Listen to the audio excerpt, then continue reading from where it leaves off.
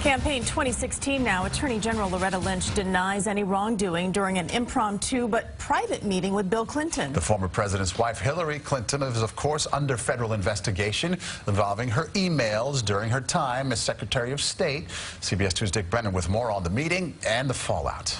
I did see the president. Attorney General Loretta Lynch admits she met privately for about a half hour with former President Bill Clinton Monday at the Phoenix airport. He did come over and say hello and speak to my husband and myself and talk about his grandchildren and his travels and things like that. So that was the extent of that. Aides say the meeting was an unplanned coincidence initiated by the former president and that there was no talk about the investigation of Hillary Clinton's emails. No discussions were held in any cases or anything of that. And he didn't raise anything. But Donald Trump says the meeting should never have happened.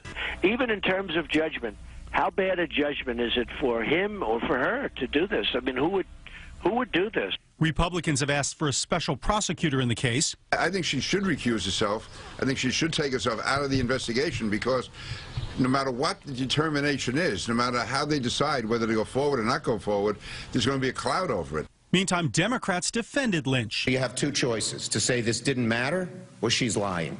I think it didn't matter. I don't think she's lying. But on CBS This Morning, Bloomberg Politics editor John Heilman said, at the very least, the optics here are not good.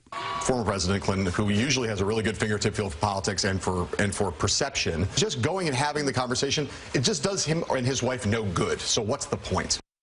In other political news, the Trump campaign is said to be vetting Chris Christie as a possible vice presidential nominee. Of course, a ticket with a guy from New York and a guy from New Jersey might not be considered balanced, but in this campaign, you never know. Yes. Never Who would have know. predicted the way things are today? Absolutely, and I will continue not to predict anymore. No predictions. No predictions. Thanks, Dick. Thanks, Dick. Good seeing